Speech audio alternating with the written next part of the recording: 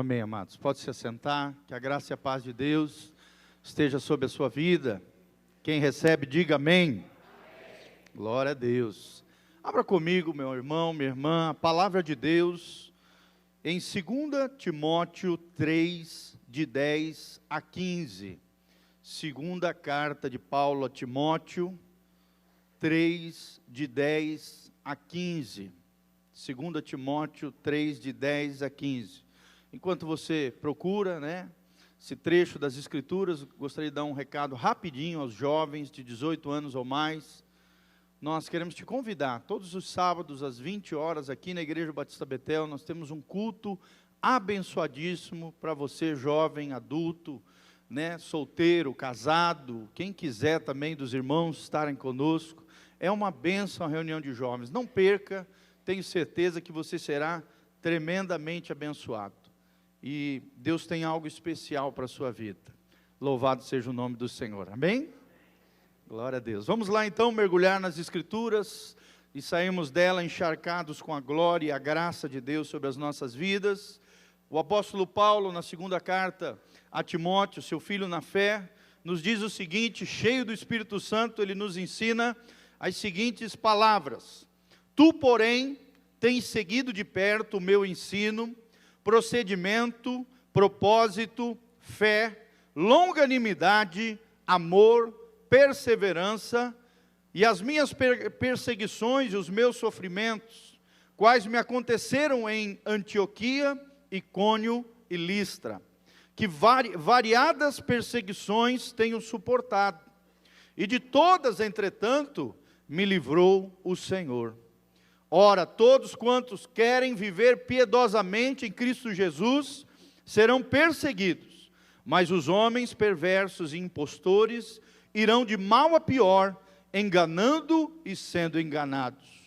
Tu, porém, permanece naquilo que aprendeste, e de que fostes inteirado, sabendo de quem o aprendeste, e que, desde a infância, sabes as sagradas letras, que podem tornar-te sábio para a salvação pela fé em Cristo Jesus. Vamos ler o 16 e 17, toda a Escritura, a palavra de Deus, é inspirada por Deus e útil para o ensino, para a repreensão, para a correção, para a educação na justiça, a fim de que o homem de Deus seja perfeito e perfeitamente habilitado para toda boa obra. Amém? Louvado seja o nome do Senhor. Semana estava meditando na palavra de Deus, orando a Deus, falando: Senhor, o que o Senhor quer que eu pregue aos meus amados irmãos na quarta, na quinta-feira à noite, na quarta tarde, quinta-feira à noite. E ao ler essa carta de Paulo em 2 Timóteo, Deus trouxe ao meu coração o seguinte tema: na senda do apóstolo. Ou seja, senda, a palavra senda não é muito de uso comum, significa no caminho do apóstolo, nas pegadas do apóstolo Paulo. Como é que eu e você podemos seguir esses pais da fé, esses homens extraordinários que escreveram a palavra de Deus, que seguiram Jesus, que nos deixaram todos esses ensinamentos preciosos? Nós vamos meditar acerca disso. Quais são as marcas do verdadeiro cristão? Que tipo de características Deus espera que eu e você tenhamos na nossa vida, para que realmente tenhamos uma vida abençoada, uma vida gloriosa, a vida que Deus projetou para nós. Como é que eu posso seguir as pegadas do apóstolo Paulo? Qual é o caminho do verdadeiro cristão, que o verdadeiro cristão precisa trilhar? Como é que eu posso saber se eu estou trilhando o caminho certo, o caminho de vida eterna? E Paulo, debaixo da graça de Deus, cheio do Espírito Santo, ele nos ensina 7 passos, ou 7 marcas, ou 7 características de alguém que realmente está trilhando a senda do apóstolo. Paulo aqui, na verdade, está virando para Timóteo, falando: Timóteo, olha para mim, olha para as marcas de Cristo que eu tenho, olha para as minhas características e preste atenção no que eu estou te falando. Amado, se você estudar esse livro, é tremendo. A maioria dos eruditos dizem que a segunda carta de Paulo a Timóteo foi um dos últimos, talvez a última carta escrita pelo apóstolo Paulo. Um pouquinho antes dele vir a falecer, martirizado pelo imperador Nero, aproximadamente ali pelo ano 70, depois de Cristo, um pouquinho antes, muitos acreditam entre 67 e 70, depois de Cristo, ali Paulo foi martirizado, foi morto, ele estava em Roma, preso, esperando a sua hora.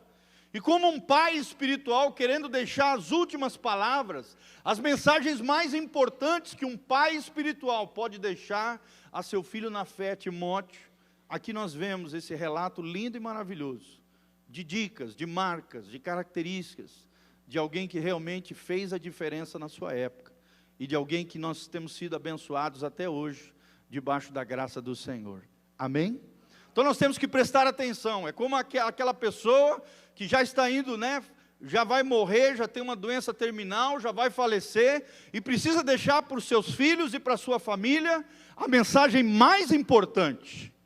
E essa mensagem importante é que eu e você temos diante de nós, escrito aqui na palavra de Deus, para nos abençoar e nos agraciar debaixo da palavra do Senhor. Amém?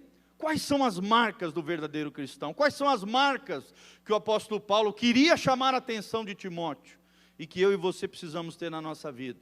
E aqui está, principalmente no versículo 10 e 11, nós temos essas marcas bem claras. Ele diz assim: tu, porém, Timóteo, tens seguido de perto, primeiro lugar, o meu ensino.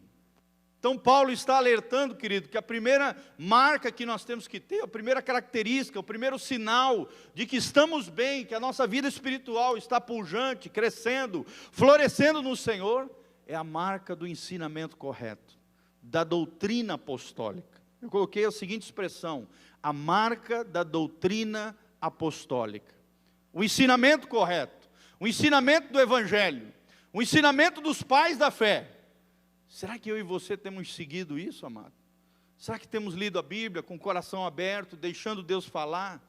Essa semana mesmo, estava lendo ali, Deus falou tão forte comigo, coisas que eu ainda preciso mudar na minha vida, que às vezes a gente vai levando, vai esquecendo de coisas, detalhes.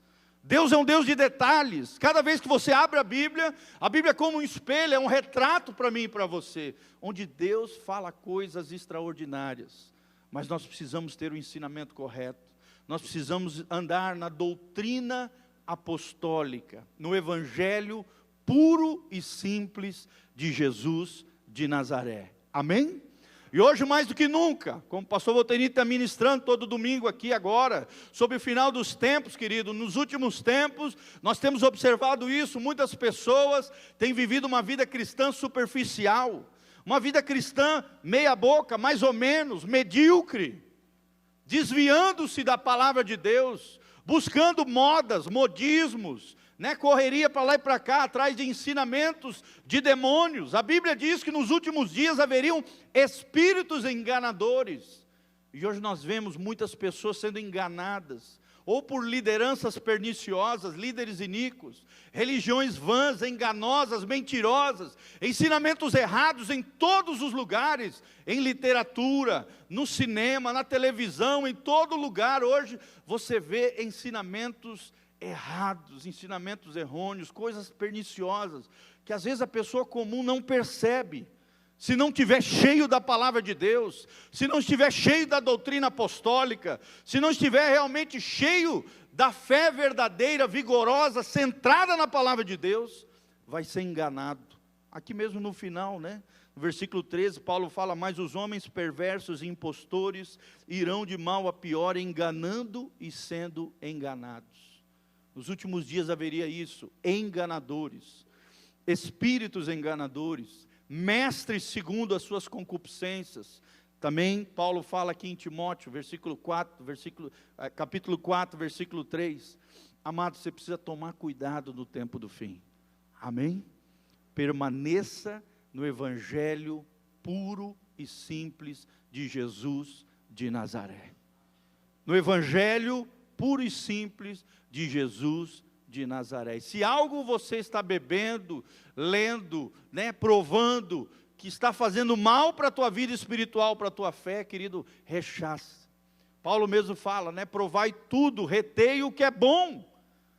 Nós podemos ver de tudo nesse mundo, mas só podemos permitir que permaneça no nosso interior, no nosso coração, aquilo que nos faz bem verdadeiramente, a doutrina dos apóstolos, o ensinamento correto, o evangelho puro e simples de Jesus de Nazaré. Amém? Paulo está dizendo, olha para o meu ensinamento, olha para a minha doutrina, olha como eu tenho te ensinado de maneira correta, querido, faça isso, não inventa moda, não fica viajando na maionese, né, como a gente gosta de brincar, né? Tem pessoas que ficam inventando coisas que Jesus não disse, né? Pessoas falando absurdos aí, vídeos terríveis na internet, que tem desviado muitas pessoas do evangelho puro e simples de Jesus de Nazaré. Querido, nós precisamos seguir os passos do apóstolo Paulo, amém? Nós temos que seguir os passos de Jesus de Nazaré, nós temos que seguir os bons exemplos dos heróis da fé, nós temos que seguir a tradição cristã ao longo de mais de 2000 anos. Querido, não inventa moda, seja um bereano, seja alguém fiel à palavra de Deus. A palavra de Deus diz em Atos 17:11, de um grupo de irmãos que estavam ouvindo Paulo pregar lá em Atos 17, versículo 11, enquanto Paulo pregava acerca das Escrituras, do Antigo Testamento, que revelava Jesus de Nazaré, que havia morrido na cruz e ressuscitado, os irmãos de Bereia conferiam tudo à luz da palavra de Deus, dizendo, não, isso que Paulo está falando, se encontra aqui nas Escrituras. Eles eram cheios da Bíblia, cheios da palavra de Deus, e aí quando Paulo estava ministrando a palavra de Deus, eles comparavam com as Escrituras, eram os bereanos. Nós precisamos levantar bereanos nesse lugar, amém? Precisamos ser como os irmãos de Bereia, homens e mulheres que filtram tudo à luz da palavra de Deus, à luz da palavra de Deus, seguindo a doutrina apostólica. Fala comigo, doutrina apostólica, ensinamento correto, evangelho puro e simples. É isso que Deus quer que eu e você tenhamos na nossa vida e sigamos, se realmente queremos trilhar a senda dos apóstolos. Segunda característica que nós vemos na palavra de Deus, Paulo fala, tu porém tens seguido de perto o meu ensino, vírgula, o meu procedimento. Talvez na sua Bíblia esteja dizendo as minhas atitudes, o meu comportamento. Então aqui está falando da segunda marca de um verdadeiro cristão. É alguém que tem um comportamento coerente com a palavra de Deus. Eu coloquei aqui, vida com Deus. É alguém que tem a palavra encarnada nele, vivificada na sua vida. Ele não fica só falando de Jesus, ele imita Jesus no seu dia a dia, nas suas atitudes, no seu comportamento. Ele é um exemplo para os mais novos, ele é um testemunho para aqueles que estão lá de fora. Ele não escandaliza o nome de Jesus, pelo contrário, ele glorifica o nome de Jesus com a sua vida. Querido, será que você tem glorificado o nome de Jesus lá fora? Aqui dentro é fácil ser crente, é lindo, todo mundo bonito, cheiroso, lindo, maravilhoso. Mas lá fora, você tem glorificado o nome de Jesus, as pessoas têm visto Jesus na sua vida, você tem tido uma vida com Deus, um comportamento coerente, um exemplo para os mais novos, um testemunho para aqueles que estão lá fora. Você tem tido uma vida vigiada, querido, tem andado na prudência, tem tido uma vida sóbria, constante, pujante, fiel ao Senhor, perseverante. Hoje nós vemos muitos crentes, igual uma gangorra louca, né? Para lá e para cá, uma hora está bem, outra hora está mal, inconstante, querido. Nós não podemos ser inconstantes, temos que ser fiéis ao Senhor o tempo todo e em todo lugar. E não viver uma vida mascarada, uma vida dupla, uma vida hipócrita. A palavra hipócrita significa isso, alguém que é um ator, alguém que é um mascarado, alguém que muda de face, de comportamento, mediante cada ambiente ele é diferente, ele não é autêntico, ele não é íntegro, ele não é honesto, ele não é correto em todo lugar. Será que você não é assim? Irmãos, a Bíblia diz que nós temos que viver isso, um comportamento coerente, uma vida vigiada, sóbria, constante, fiel e perseverante diante de Deus, amém? Vida com Deus é a segunda marca, se realmente queremos trilhar a senda dos apóstolos, o caminho de vida eterna de Jesus, de Nazaré. A terceira marca, daqueles que querem trilhar esse caminho de vida, esse caminho abençoado, essa senda apostólica, é uma vida com propósito. Propósito, essa é a palavra-chave. Nós temos aqui no texto: tu, porém, tens seguido de perto o meu ensino, o meu procedimento, o meu propósito. Terceira característica é isso, uma vida com propósito, querido. Nós não podemos ser crente, né, igual uma barata tonta, uma vaquinha de presépio, para lá e para cá, sendo teleguiado por qualquer um, né, perdido nesse mundo, não sabendo das coisas que Deus tem planejado para nós. Você tem um chamado de Deus, você tem uma missão da parte do Senhor, Deus tem um propósito na tua vida, amém? Nós temos ensinado, Deus tem um eterno propósito de Deus, e Deus quer contar contigo nesse eterno propósito de Deus. É como se fosse o propósito de Deus basicão para todo mundo. O eterno propósito de Deus é ter uma grande família, de muitos filhos semelhantes a Jesus. Ou seja, eu e você precisamos ser parecidos com Jesus, eu e você precisamos ser movidos por Deus, precisamos nos dispor diante de Deus, para ganharmos outras pessoas para Jesus, para que elas sejam como nós somos, imitadores de Deus e também imitadores de Cristo, amém? Paulo teve a coragem de dizer para os seus discípulos: sede meus imitadores, como eu sou de Cristo. Será que as pessoas veem Cristo em nós? Será que nós podemos ter essa coragem de dizer para as pessoas: olha para mim, porque eu sou parecido com Jesus? Querido, esse é o nosso eterno propósito de Deus. Você é eleito por Deus em Cristo Jesus. Você tem um chamado, muitos são chamados, porém poucos são escolhidos. Quem são os escolhidos de Deus? São aqueles que respondem ao chamado, o sonho e o projeto que Deus tem para nós. Vira para o irmão que está do seu lado e fala: Deus tem um projeto para a tua vida. Deus tem um propósito dentro da tua história. Querido, você não é uma barata tonta andando para lá e para cá, sem direção, sem meta. Tenha sonhos, tenha propósito, tenha missão de vida, tenha alvos claros da parte do Senhor. Ore continuamente: Senhor, aonde o Senhor quer me levar? O que o Senhor quer fazer através da minha vida? Uma das coisas mais lindas na vida de um crente é isso: descobrir qual é o seu propósito, qual é o seu chamado. Qual é o seu chamado? Por que Deus te chamou? Por que você existe? Por que você nasceu? Cada um de nós temos um chamado, uma missão de Deus.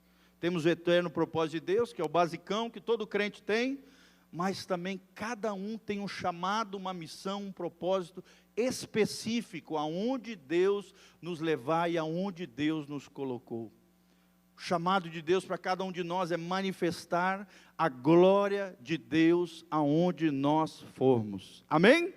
Está trabalhando ali no seu dia a dia, né, no seu batidão ali, todo dia trabalhando, você tem que lembrar: eu estou aqui trabalhando para a glória de Deus. Está servindo pessoas, está ajudando o próximo, tudo deve ser para a glória de Deus. O propósito de todos os homens que nasceram e vivem com Jesus Cristo é esse: é viver para a glória de Deus e se deleitar da sua presença para todo sempre. Querido, é isso que Deus tem para nós. Será que você tem se deleitado na presença de Deus? É na presença de Deus que nós vamos desfrutar e vamos reconhecer qual é o propósito específico que Deus tem para nós. E essa é a terceira marca que nós aprendemos. A quarta marca é a marca da fé. A marca da fé. Será que as pessoas têm visto a fé de Deus em nós? Será que as pessoas nos veem como uma pessoa que realmente confia em Deus? Será que os nossos filhos, o nosso cônjuge, os nossos familiares, os nossos colegas de trabalho, será que eles olham para nós e dizem: não, ali está um homem de Deus, uma mulher de Deus? Acho lindo, né? Quando a Sunamita via vendo de longe o profeta de Deus, ela diz: ali vem um santo homem de Deus. Um santo homem de Deus. Querido, não basta ser homem, tem que ser homem de Deus. E não basta ser apenas homem de Deus, tem que ser santo homem de Deus. e também santa mulher de Deus. Amém? Não basta ser mulher, não basta apenas ser mulher de Deus, você precisa ser uma santa mulher de Deus. Imagina quando as pessoas nos virem chegando no ambiente dizendo, ali vem uma santa mulher de Deus. Isso não vai gerar alegria no teu coração, querido? Imagina no coração de Deus.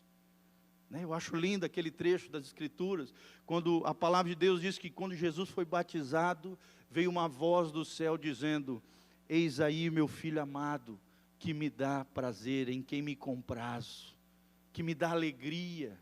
Imagina Deus olhando lá do céu para mim e para você, porque nós temos vivido uma vida com Deus, nós temos vivido uma vida de fé, porque sem fé é impossível agradar a Deus, confiando nele, nos entregando a Ele, descansando nele, Deus olhando lá do céu e dizendo, ali está o meu filho amado, em quem me comprazo.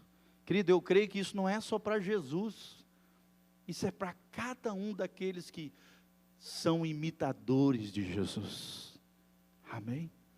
Será que Deus pode pensar isso de você? Que tipo de expressão surge no rosto de Deus quando olha para você?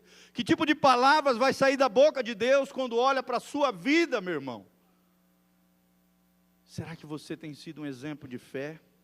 Será que as pessoas têm visto em você um homem e uma mulher de fé? Será que você tem agradado o coração de Deus?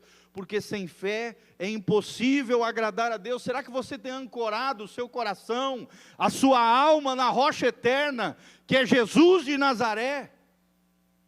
Será que temos sido um exemplo de fé? Paulo teve essa coragem. As últimas palavras dele foi, Timóteo, olha para mim. Olha para o meu ensino. Olha para o meu propósito, olha para a minha vida com Deus, meu comportamento, olha para a minha fé. Essa coragem nós temos que ter no Senhor, querido. A quinta marca é a longanimidade e paciência. Paulo fala, tu porém tens seguido de perto o meu ensino, o meu procedimento, o meu propósito, a fé, a longanimidade. Longanimidade é parecido com paciência. O que é longanimidade? É um longo ânimo, A maioria das pessoas tem um pavio curto, sim ou não? Mas o que Deus quer de mim e de você, é que eu e você tenhamos um pavio longo, um longo ânimo, ou seja, uma paciência com as outras pessoas. Tenha um pavio longo com os outros, porque Deus tem um pavio longo com você. Tenha misericórdia dos outros, para que Deus tenha misericórdia também de você. Saiba que é Deus quem transformará o outro, e também você. Espere pelo agir de Deus na vida do outro. O problema é esse. Às vezes a gente fica com raiva porque o outro não muda, porque o outro é assim, porque o outro é diferente de nós. A gente quer que o outro seja aquilo que a gente acha que o outro tem que ser. Irmão, não é assim no reino de Deus. Você tem que ser você. Você pode até orar pelo outro, mas quem tem que mudar é Ele, e Ele só mudará no Senhor. Você só tem a chavinha do seu coração. Só do seu coração. Só você pode mudar você mesmo no Senhor. Mas quem muda o outro não é você. Então tenha paciência, tenha longanimidade. Saiba que é Deus quem transformará o outro. Espere o agir de Deus. Paciência é isso, é confiança. É também um passo de fé. É um reconhecimento da graça divina sobre pecadores. Da mesma maneira que Deus tem paciência com você, querido, tenha paciência com os outros. Nós vemos muitas mulheres aqui, Homens, tenham paciência com as mulheres naqueles dias complicados, hormonais, que toda mulher passa. Tenha paciência. Às vezes é complicado, Quem é casado aqui sabe. Eu que estou com duas mulheres agora em casa, irmão, a porção é dobrada. Querido, tem que ter paciência. Você, mulher, tenha paciência também com seu marido, com seu cônjuge, com os seus filhos, você que é pai, com as pessoas diferentes de você. Seja longânimo. Tenha paciência, tenha um pavio longo com os outros, porque Deus tem tido um pavio longo com você. Imagina se Deus não tivesse esse pavio longo conosco. Nós já estávamos todos no inferno queimando para todo sempre, por toda a eternidade. Sim ou não? Parece que às vezes a gente esquece disso. E só quer tratar o outro na base do ferro e do fogo, na ponta da bota. Na grosseria, na estupidez. Debaixo de ira, de ódio, de rancor, de mágoa. Irmão, não é assim que funciona. Paulo está dizendo para o seu filho na fé, Timóteo: Timóteo, olha para mim, olha a paciência que eu tenho tido com os meus discípulos, olha a paciência que eu tenho tido com esse povo lá de Corinto, que me deu trabalho. Paulo, olha para mim, olha a minha longanimidade, Timóteo, e tenha a mesma marca que eu tenho, longanimidade e paciência. Amém? Vou repetir: paciência é confiança em Deus. Paciência é um reconhecimento da graça divina de Deus sobre os pecadores. Todos nós estamos no mesmo nível diante de Deus, o nível de pecador, que precisa e carece da graça e da glória de Deus sobre as nossas vidas. Amém? Sexta marca, querido, é a marca do amor. Aqui está a marca mais importante que o apóstolo Paulo deixa ao seu filho na fé, Timóteo. A marca do amor, irmão, é a maior marca que eu e você podemos ter. Sim ou não? Sim, é a maior marca que Jesus deixou na terra. E está ali, tipificada na cruz, onde Ele expressou a maior prova de amor por nós, seres humanos. Deus quer que essa marca tenha na sua e na minha vida. É a maior marca de um cristão, é a característica de Jesus e de seus seguidores, é o maior mandamento que pode existir na palavra de Deus, é a síntese de toda a lei de Deus, é a marca do amor. E será que nós temos tido amor para com os outros? Será, irmãos? Será que temos tido relacionamentos duradouros, saudáveis, equilibrados? Será que realmente valorizamos as pessoas como Deus valoriza? Será que a gente gosta de gente como Deus gosta de gente? Ou será que você tem se enclausurado, né? Tem fugido ali para uma caverna emocional porque foi ferido, não tem se deixado tratar pelas feridas, apresentando esse coração ferido, arrebentado aos pés de Jesus, dizendo: Jesus, me sara, me cura, porque eu sei que só através dos relacionamentos eu posso ser curado. Através da tua presença e através dos relacionamentos nós somos curados. Presta atenção, querido. Às vezes as maiores feridas são feitas nos maiores afetos. Sim ou não? Mas também nós temos que entender que através dos relacionamentos, Deus promove cura no nosso coração. Um amigo fiel, alguém que nos ama de verdade, né? Um ombro amigo para chorar, um braço estendido no momento de dificuldade. A maior marca que um cristão pode ter é a marca do amor. Amém? O amor não é isso que a novelinha pinta, que os filmes românticos pintam, né? Minha filha está na adolescência agora, ela está naquela fasezinha de assistir aquelas coisinhas românticas, e eu falo: filha, não vai te enganando, te ludibriando com essas coisas, calma. O mundão pinta um amor aí que não é real, que não é pé no chão, né? Senão vai crescer uma bobadinha ali, que vai ser lesada pelo primeiro Dom Juan que aparecer na frente. Está amarrado em nome de Jesus. É verdade, irmãos. Ser pai de menina não é fácil. Os homens que têm filha sabem. E sabe, naquela fasezinha, ficar lendo aquelas coisinhas, filminho romântico. Irmão, não é isso que o cinema pinta, né? Que as literaturas pintam. Amor são comportamentos, são atitudes, são reações corretas, e não apenas uma emoção volúvel e inconstante no coração das pessoas. Eu vou repetir: o verdadeiro amor são comportamentos, são atitudes coerentes, são reações corretas, e não apenas uma emoção volúvel e inconstante, né? Tem gente que fala: o amor é um sentimento. Irmão, isso não é amor. Senão Deus não seria isso. Deus é amor. Amor é a essência do próprio Deus. Amor é uma decisão de caráter que envolve comportamento, envolve atitudes, envolve reações corretas. E não isso que o mundão pinta aí, de uma emoção volúvel, de um prazer efêmero, inconstante. Não, querido, amor é sacrifício. Amor é responsabilidade com o outro. Amor é sensibilidade com aqueles que estão ao nosso redor. Por exemplo, a maioria das pessoas hoje, elas não entendem amor como sacrifício. Elas querem só o lado, fácil do que eles chamam de amor.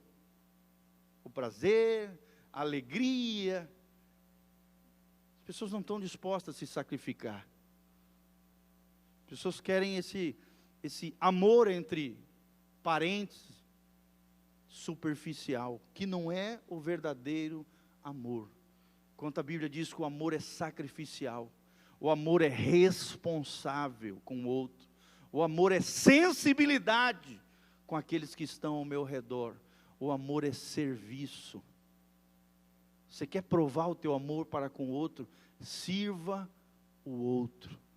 Sirva os seus filhos, sirva o seu cônjuge, sirva os seus irmãos, sirva as pessoas, porque quando você serve as pessoas se sentem amadas por você. Quando você se faz responsável por alguém, e não indiferente, Certo pensador disse isso, o contrário de amor não é o ódio, mas é a indiferença. Presta atenção, o contrário de amor, todo mundo pensa, é o ódio. Esse pensador, ele foi mais profundo, ele disse, o contrário do amor não é o ódio, mas sim a indiferença. Não estou nem aí para o outro. Ele me machucou, então ele vai ver. A indiferença, a frieza relacional, o deixar o outro de lado, o deixar o outro se lascar. É assim que a nossa natureza pecaminosa pensa. Ele pisou no meu calo, então agora ele vai ver. Pagando o mal com o mal, querido. Paulo diz, não te deixes vencer pelo mal, mas vence o mal com o bem. Você quer vencer o mal que não está lá fora, está aqui dentro de mim e de você. Não te deixes vencer pelo mal, mas vence o mal fazendo o bem. Porque quando você ama o seu inimigo, aquele que se levanta contra você, você paga o mal com o bem, a Bíblia diz que você amontoa sobre a cabeça dele como brasas. A pessoa vai se envergonhar do mal que ele te fez, porque você está pagando o mal com o bem. Vou repetir, amor são comportamentos, atitudes, reações, e não apenas uma emoção volúvel e inconstante. Amor é sacrifício, amor é responsabilidade com o outro, amor é sensibilidade com aqueles que estão ao redor, amor é serviço. Como a nossa geração precisa aprender isso. É verdade ou não, irmãos? Antigamente não era assim. Parece que as pessoas se doavam mais, se entregavam mais, As mulheres dentro do contexto da casa, os homens, na busca pela a melhoria de vida da sua família. Hoje a gente vê, às vezes no contexto familiar, um bando de folgado, um bando de irresponsáveis, um bando de pessoa que só quer sentar na mordomia e quer ser servido. Um bando de pessoa que não está nem aí para as pessoas que ela mais deveria amar. Irmão, não é assim com Jesus. Sede meus imitadores, como eu sou de Cristo, diz o apóstolo Paulo. Precisamos imitar Jesus com a marca do amor. Amém? Você quer seguir os passos do apóstolo Paulo?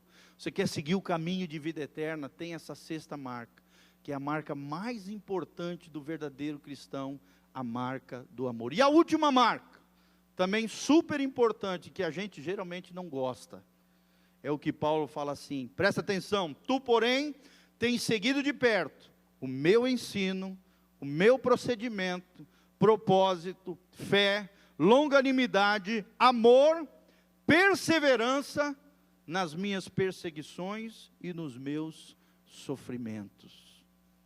Então a Bíblia diz que vai ter dificuldade, irmãos. perseguições e sofrimentos.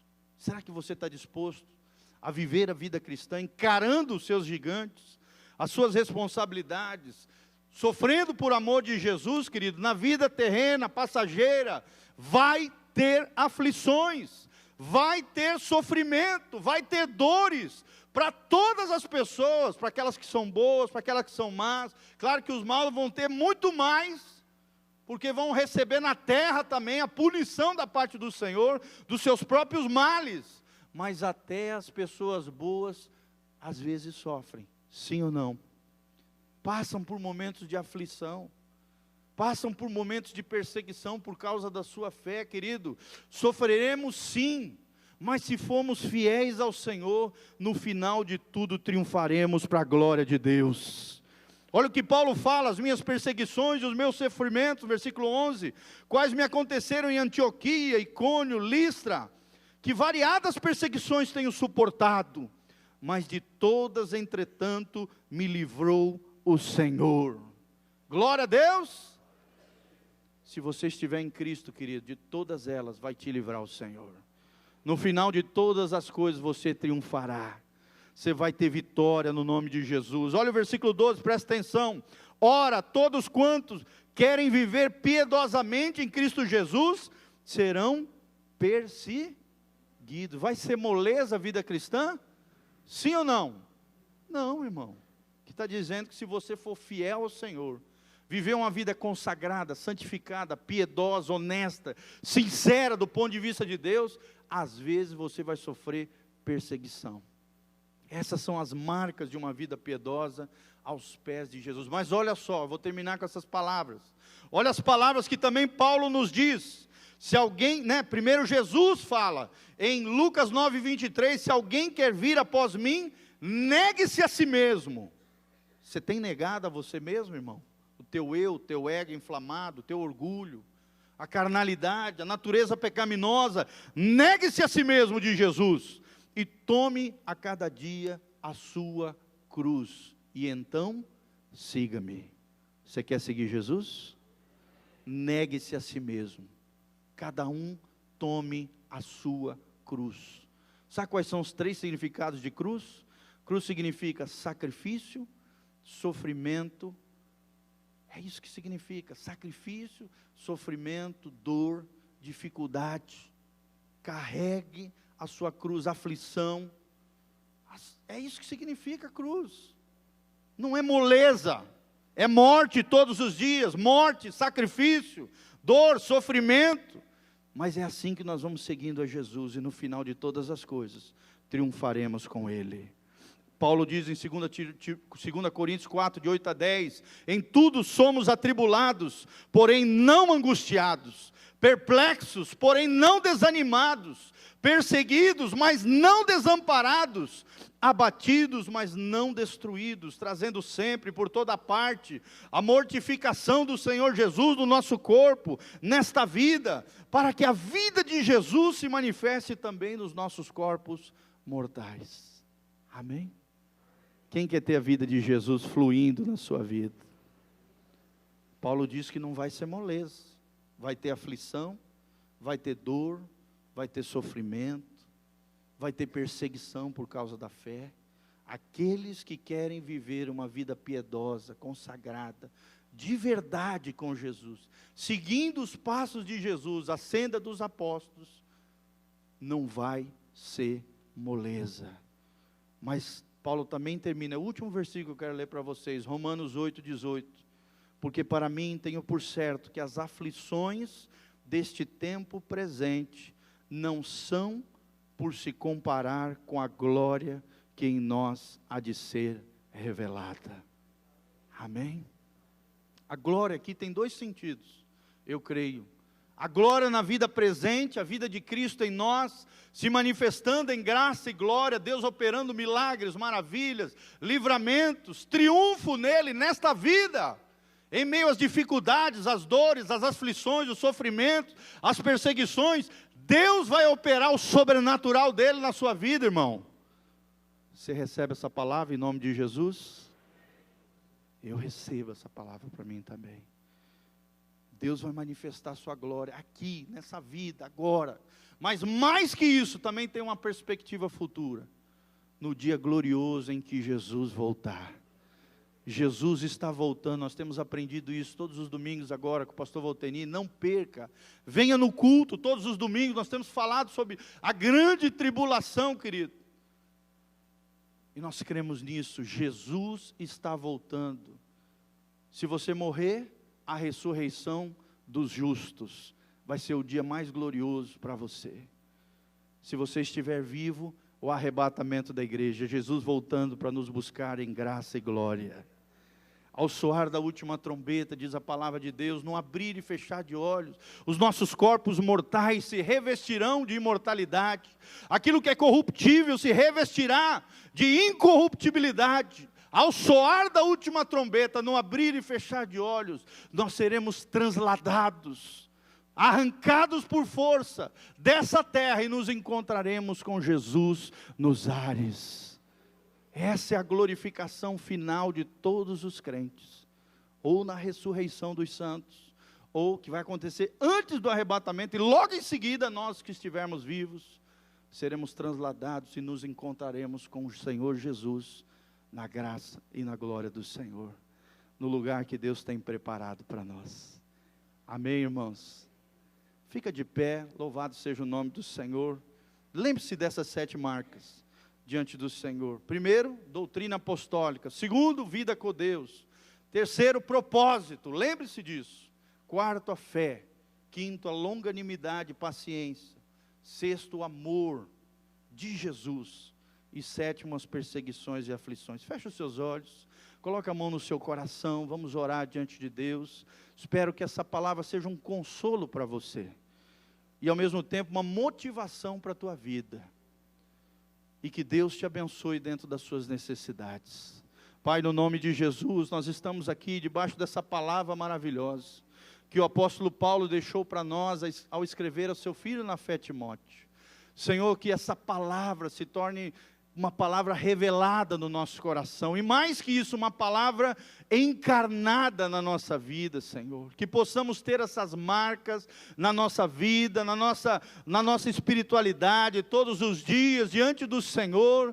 Ó Deus, nós queremos ser homens e mulheres piedosos, fiéis ao Senhor, que manifestem a Tua graça, a Tua glória, o Teu poder, nesta vida, neste mundo, aonde quer que o Senhor nos envie, debaixo do Teu propósito, do sonho, do projeto, e do chamado que o Senhor tem para cada vida. Pai, manifesta a Tua glória, a Tua unção, o Teu poder em cada vida, em nome de Jesus.